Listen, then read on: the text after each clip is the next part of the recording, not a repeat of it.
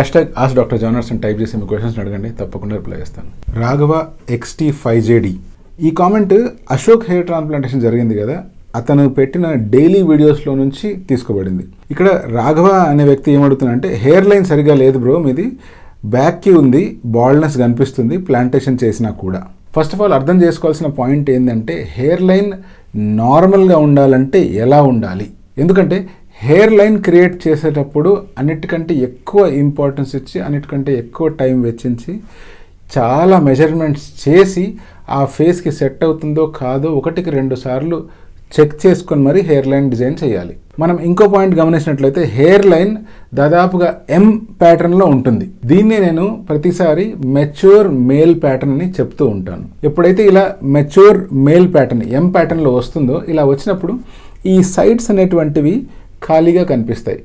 ఈ సైడ్స్ కనుక ఓ మోస్తరు ఇంతవరకు ఖాళీగా ఉన్నాయి అంటే దానివల్ల ఎటువంటి నష్టము లేదు, ఇన్ఫ్యాక్ట్ అది మ్యాన్లీగా కనిపిస్తుంది. అలా కాకుండా ఈ సైడ్స్ మరీ ఇంత వెనక్కి వెళ్ళిపోయినట్లయితే, లేదా మన చెవుల్ని దాటి వెళ్ళిపోయాయి అనుకోండి, అప్పుడు అది బట్టల కింద వస్తుంది. అలా కాకుండా జస్ట్ కొంచెం వెనక్కి పోయి ఉన్నాయి అండ్ మీ ఫేస్కి యాప్ట్గా ఉన్నాయి అంటే అది ఒక మెచ్యూర్ మేల్ ప్యాటర్న్.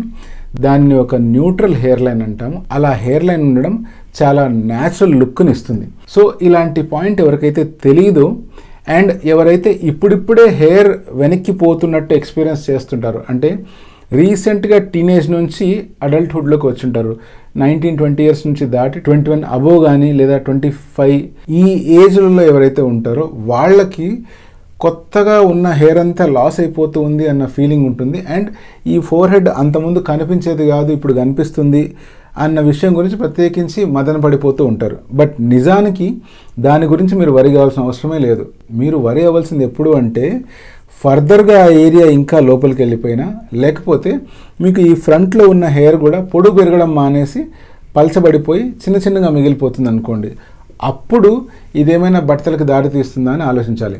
అలా కాకుండా మీకు హెయిర్ లైన్లో ఉన్న హెయిర్ అంతా కూడా థిక్గా లెంత్ గ్రో అవుతుంది అనుకోండి, అటువంటప్పుడు మీకు అది బట్టతలు కాదు, మీ ఫోర్ హెడ్ ప్యాటర్న్ అని అర్థం చేసుకోవాలి.